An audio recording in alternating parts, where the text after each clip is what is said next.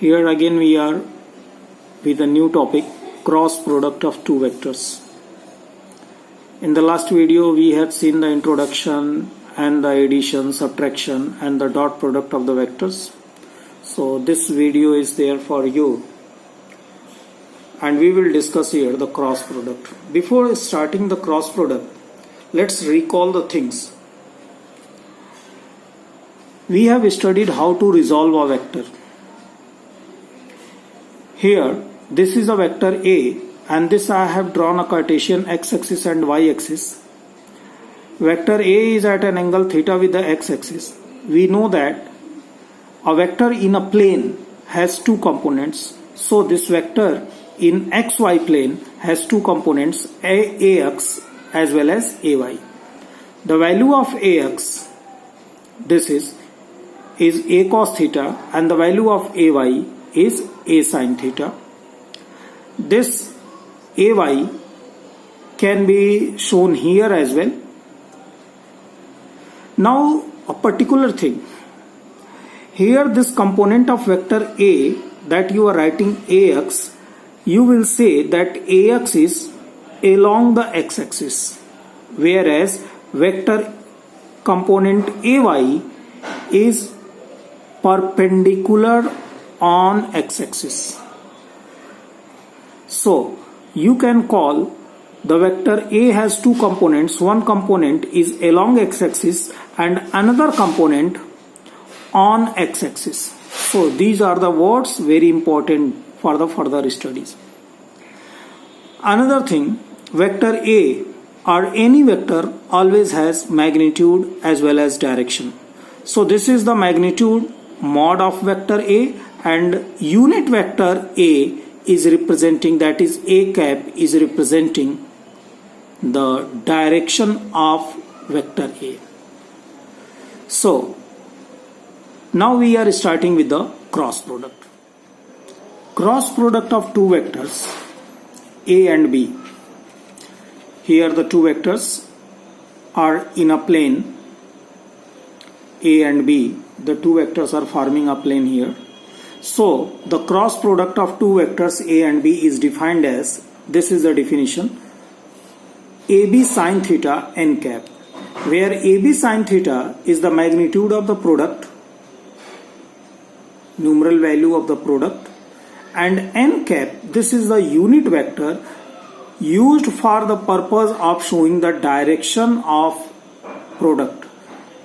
तो जो A cross B का प्रोडक्ट आया, रिजल्ट आया, उस रिजल्ट का value magnitude AB sin theta होगा and the direction will be n cap.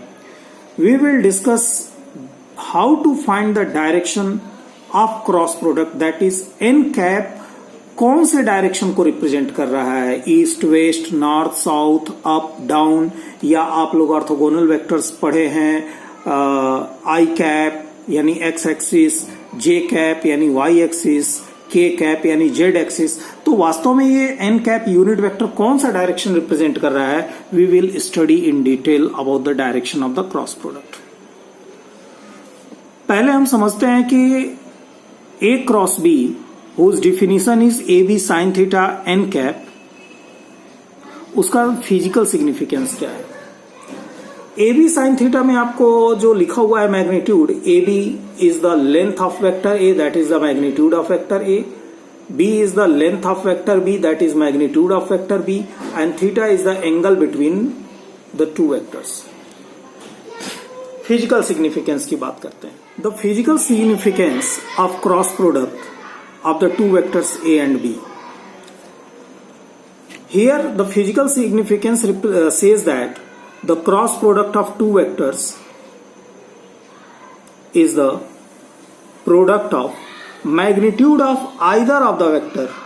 मतलब दोनों में से किसी एक का मैग्नीट्यूड या किसी एक वेक्टर का लेंथ, जैसे मैंने वेक्टर A का लेंथ ले लिया, and projection of second vector यानी other vector on the first vector.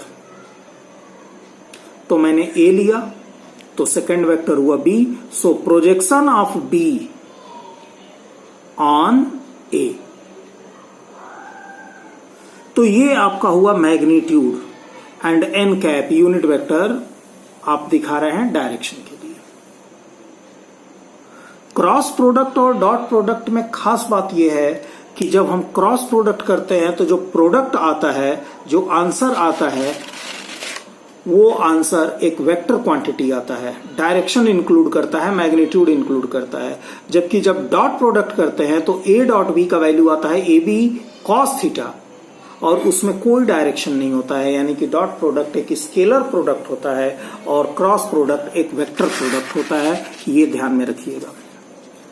तो जैसा मैंने कहा कि डायरेक्शन को हम लोग डिटेल में पढ़ेंगे, पहले फिजिकल सिग्निफिकेंस समझ लेते हैं। तो ए क्रॉस बी अगर कर रहे हैं तो इसका फिजिकल सिग्निफिकेंस हुआ कि इन दोनों वेक्टर्स में से किसी एक वेक्टर का लेंथ लीजिए यानी मैग्नीट्यूड लीजिए, और दूसरे वेक्टर का projection, that is the component of second vector. तो अब सेकंड वेक्टर बी हो गया, तो component of B on A, on first vector, N cap for the direction. चलिए इसको थोड़ा सा डिटेल में देखते हैं। Now vector A and vector B, two vectors are lying in x y plane. ये एक्स वाई दो एक्सिस मिलकर एक प्लेन बना रहे हैं, यानी आपका फर्श हो गया, आपकी कॉपी हो गई, आपका पेज हो गया। दिस इज अ पेज, ये पेज मेरा एक्स वाई प्लेन हो गया। तो इस पेज पे दो वेक्टर्स मैंने ए एंड बी लिए, दोनों के बीच का एंगल थीटा है। तो वेक्टर बी को अगर मैं रिजॉल्व करूं तो ऑब्वियसली जैसा मैंने शुरू में ही दिखाया था, तो वेक्टर बी के दो कंपोनेंट बनेंगे। एक एलॉन्ग एक्स एक्सिस बनेगा जो कि बी एक्स कहलाएगा, और एक एलॉन्ग वाई एक्सिस बनेगा जो कि बी वाई कहलाएगा। तो हमें यहां पे चाहिए कि component of B on A. तो ऑन ए आप देख लीजिए कि बी का एक कंपोनेंट ये जो है, दिस वन, या ये कंपोनेंट जिसको आप बी वाई कह रहे हैं। तो B Y is the component of vector B which is falling perpendicularly on X axis और which is falling perpendicularly on vector A. तो बी वाई यानी कि B sine theta is the projection of B on A. B Y यानी B sine theta is the component of B on A. तो इस तरह से अब length हो गया A, component of B on A B Y हो गया। एन कैप आप यूज कर रहे हैं डायरेक्शन के लिए, बी वाई का वैल्यू बी साइन थीटा, तो बी वाई का वैल्यू बी साइन थीटा कर दिया तो ए बी साइन थीटा आ गया, जो कि मेरा डिफिनीशन था, A B sine theta N cap. So तो फिजिकल सिग्निफिकेंस। अब इसी को कंटिन्यू करते हुए अब कुछ इंटरेस्टिंग फैक्ट देखते हैं इस डिस्कशन से हमें जो मिल रहा है।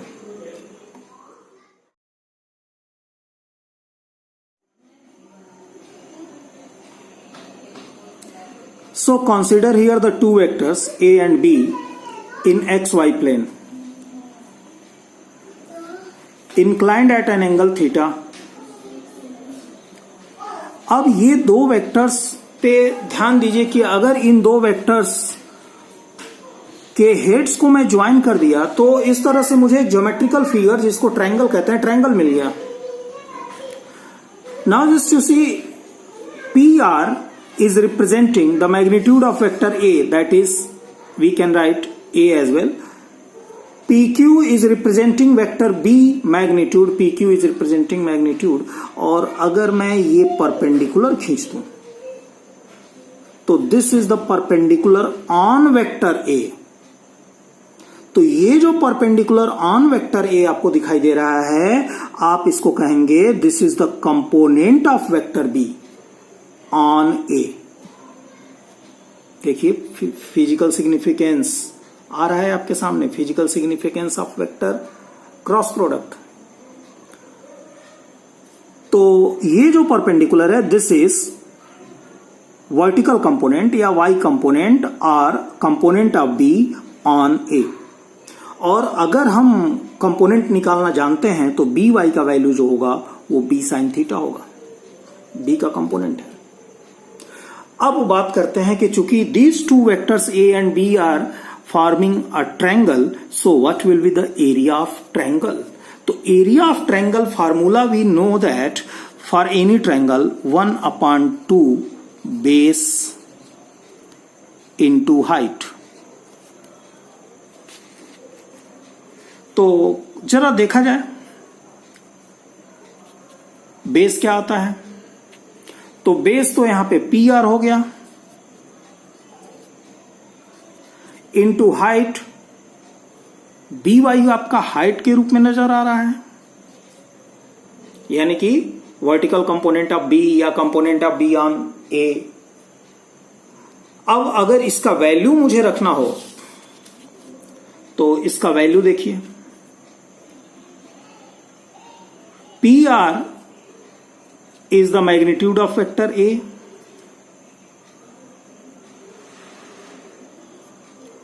and here this is 1 by 2, 1 by 2, base is PR, height is BY।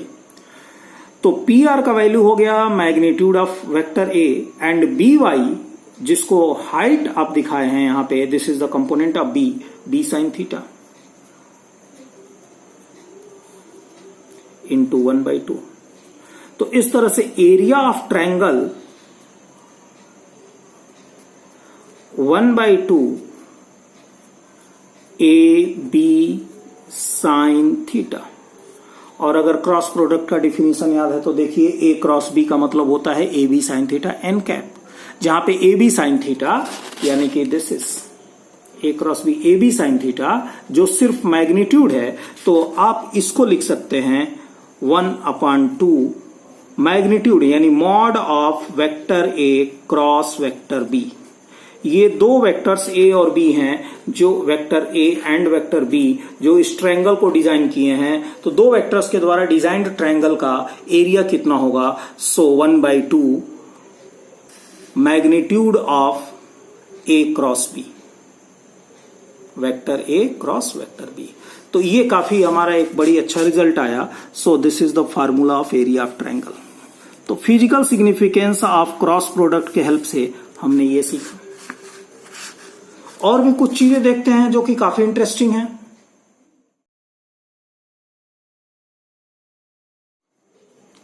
चलिए अब देखते हैं two vectors A and B in a plane inclined at an angle theta. लेकिन अब की बार ये दोनों vectors they are forming a geometrical shape that is parallelogram, जहां पे P S Q R ये अपोजिट साइड्स पैरेललोग्राम के हो गए। तो P S और Q R अपोजिट साइड्स हैं, तो दोनों का लेंथ बराबर होगा and that is representing the magnitude of vector A। ऐसे ही PQ एंड SR ये दो पॉइंट्स हो गए, दो अपोजिट साइड्स हो गए जो कि मैग्नीट्यूड ऑफ वेक्टर B को रिप्रेजेंट कर रहे हैं। यहां पे भी अगर ये दो वेक्टर्स हमारे प्लेन में हैं, मतलब इसको ले लेता हूं x एक्सिस, इसको ले लेता हूं y एक्सिस, तो वेक्टर B के दो कंपोनेंट बन रहे हैं। तो अगर मैं x एक्सिस y एक्सिस हालांकि बनाने की जरूरत नहीं थी, अगर x एक्सिस y एक्सिस ले रहा हूं तो वेक्टर B के दो कंपोनेंट बनेंगे, एक ये वर्टिकल कंपोनेंट। तो ये जो वर्टिकल कंपोनेंट बन रहा है जिसको मैंने by लिखा है, this vertical component by is falling on x axis या falling on vector A। So this component of vector B जिसको आपने by लिखा है is a component on vector A। तो अब by is projection of B on A जिसका वैल्यू होगा B sin थीटा। अब याद कीजिए कि पैरेललोग्राम का एरिया क्या होता है। तो पैरेललोग्राम का एरिया होता है बेस इनटू हाइट। तो बेस देखिए ऑब्वियसली PS है,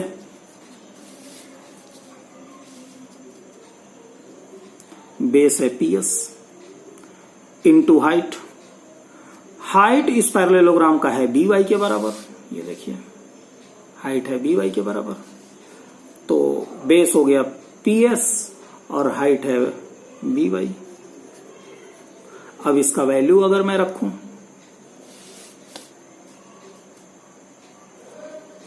तो PS is representing the magnitude of A vector A, by is the projection of B vector B on A जिसका वैल्यू है B sin थीटा। अब देखिए एरिया आ गया क्या चीज, AB sin थीटा। और क्रॉस प्रोडक्ट में ए क्रॉस बी का मतलब होता है A B sine theta. Cross product का मतलब होता है A B sine theta N cap. तो एन कैप तो डायरेक्शन हो गया और ए बी साइन थीटा हो गया मैग्नीट्यूड ऑफ क्रॉस प्रोडक्ट, यानी कि this is A cross B, यानी magnitude of A cross B, that is A B sine theta. तो दो वेक्टर्स ए एंड बी अगर आपके पैरेललोग्राम डिजाइन कर रहे हैं तो उस पैरेललोग्राम का एरिया होगा A cross B, where vector A and vector B are the sides of parallelogram. Vector A and vector B are the sides of parallelogram.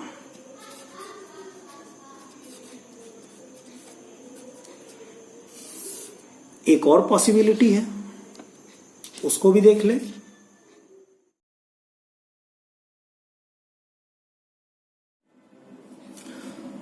Now just you think of a parallelogram PQRS. But the different thing is here, the diagonals of the parallelogram are representing a vector A and another diagonal is representing vector B. Now we have to find the area of this parallelogram. So as we know that length of the arrow, we know that represent the magnitude of a vector. So here the diagonal PR is representing the magnitude of vector A and diagonal QS is representing the magnitude of vector B. O is the midpoint, so OR and PO have the half of the length of the A. QO and OS represent the half of magnitude of B, and these diagonals have divided this parallelogram in the 4 triangles. Each triangle you can see, such as for example triangle number 1 is made up of a part of vector A and a part of vector B, and same happens with all the triangles. Now if we find the area of parallelogram, so we have to find the area of triangle 1, and the area of triangle 1 I have here OSR. In triangle OSR, just you see triangle OSR, triangle number 1 I have marked. Just you pay attention over here. OR is the half of length of vector A. तो इसलिए OR का जो magnitude हो गया half of vector ए का length, यानी कि A/2। और चूंकि OR वेक्टर है तो OR वेक्टर का जो डायरेक्शन है वो अलोंग द वेक्टर ए है, तो इसलिए डायरेक्शन के पर्पज से मैंने ए कैप लगा दिया, तो OR वेक्टर का वैल्यू हो गया A/2 ए कैप। ऐसे ही इसी ट्रायंगल का, ट्रायंगल नंबर 1 का दूसरा जो साइड है OS, this is the part of vector B, तो OS is the half of vector B, तो उसकी लंबाई मैग्नीट्यूड हो गया B/2। और चूंकि B का हिस्सा है तो B के डायरेक्शन में है, तो इसलिए डायरेक्शन के लिए मैंने B कैप का इस्तेमाल कर दिया। हम लोग अभी पिछले टॉपिक में पढ़े कि किसी भी ट्रायंगल का जो एरिया होता है 1/2 the magnitude of cross product of the 2 vectors. तो ये जो ट्रायंगल है OSR यानी कि triangle 1, this is made of 2 vectors OR and OS। तो इसलिए इसका ट्रायंगल 1 का एरिया हो गया 1/2 मॉड ऑफ यानी magnitude of OR vector cross OS vector. अब आप थोड़ा सा ज्योमेट्री का इस्तेमाल कीजिए। देखिए ट्रायंगल नंबर 1 और ट्रायंगल नंबर 3 कॉन्ग्रुएंट ट्रायंगल्स हैं, इसलिए इन दोनों ट्रायंगल्स का एरिया सेम होगा। तो ट्रायंगल नंबर 1 का एरिया और ट्रायंगल नंबर 3 का एरिया, दोनों का एरिया सेम होगा। और इसका वैल्यू अगर मैं रखूं OR का, तो OR का वैल्यू है A/2 A cap, A/2 A cap cross. OS का वैल्यू रखूं तो B/2 B कैप। यहां से 1/2 और 1/2 मल्टीप्लाई हो जाएगा, तो ये 1/4 और ये 1/2 हो जाएगा यहां पे 1/2 इंटू 1/4, दिस इज 1/8। अब बचा A cap cross B cap, A cap cross B cap. A cap is the direction of vector A, B cap is the direction of vector B. तो इसको स्ट्रेट फॉरवर्ड मैं लिख दूंगा 1/8 vector A cross vector B. तो इस तरह से हमारा आ गया area of triangle 1 and area of triangle 3। अब हम बात करते हैं ट्रायंगल नंबर 2 का। तो ट्रायंगल नंबर 2 की अगर हम बात करें तो ट्रायंगल नंबर 2 देखिए, ये इस ट्रायंगल का नाम है ORQ। ORQ मैंने ले लिया। यहां पे OR पहले ही से परिचित है हम लोग कि OR is the half of the vector A and is written by A/2 A cap. Another vector is QO। QO is the part of vector B, तो इसका वैल्यू हो गया B/2 और डायरेक्शन चूंकि वेक्टर B का है इसलिए B cap का इस्तेमाल हम लोगों ने किया। तो इस तरह से triangle ORQ is made up of the two vectors OR vector and QO vector. So the area of triangle 2 is 1/2 mod यानी magnitude of first vector cross second vector यानी OR vector cross QO vector. इनके वैल्यूज रखे गए तो 1/2 mod OR vector is A/2 A cap cross QO vector is B/2 B cap. This is again 1/2 into 1/2, 1/4 into 2. This will be your 1/2 into 1/4. This is 1/8. 2 2 जा 4 2 जा 8। अब बचा यहां पे A cap cross B cap. इसको लिखा जा सकता है 1/8 A क्रॉस B। ज्योमेट्री के अनुसार देखिए triangle number 2 triangle number 4 congruent triangles हैं तो दोनों के एरिया बराबर होंगे। तो ट्रायंगल 2 और ट्रायंगल 4 का एरिया बराबर होगा and this is given by 1/8 A cross B। अब हम बात करते हैं पैरेललोग्राम। तो अगर हम पैरेललोग्राम की बात करें तो पैरेललोग्राम में ध्यान दीजिए कि parallelogram is made up of 4 triangles. तो इस तरह से area parallelogram triangle 1 area, triangle 2 area, triangle 3 area, triangle 4 area. Triangle 1 और ट्रायंगल 3 का एरिया ज्योमेट्री के अनुसार बराबर है तो मैंने 2 टाइम्स ट्रायंगल 1 कर दिया। 2 और 4 का ट्रायंगल का एरिया बराबर है तो 2 टाइम्स ट्रायंगल 2 कर दिया। 2 common, so triangle 1 area plus triangle 2 area.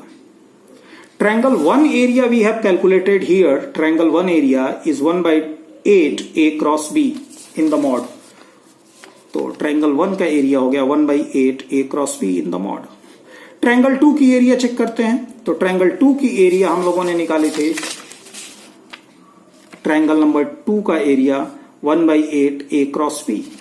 तो ये आ गया आपका ट्रायंगल नंबर 2 का 1/8। अब देखिए दोनों आपके क्या हैं, बराबर हैं। सो 1/8 A क्रॉस B जो कि मैग्नीट्यूड है इसलिए मुझे बहुत सुविधा है, डायरेक्शन नहीं है इसमें। तो 1/8 A cross B plus 1/8 A cross B दोनों लाइक हैं तो इसलिए 2 टाइम्स हो जाएगा, that is 1/4 mod A cross B। अब ये 2 का मल्टीप्लाई कर दें तो हमारा overall area of parallelogram is 1/2 mod A cross B।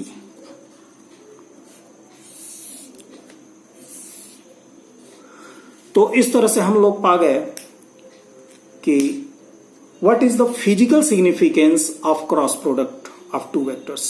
So in this video we have seen the definition of cross product, the physical significance of cross product, and with the help of physical significance of cross product we could come to know if the two vectors are designing a triangle, if the two vectors are designing a parallelogram or the sides where the two vectors are representing the sides, and if the two vectors are designing a parallelogram where the two vectors are the diagonals of the parallelogram, so how to calculate the area. In the next video we will study the direction of cross product in detail. So keep studying and watch the previous videos also. Thank you.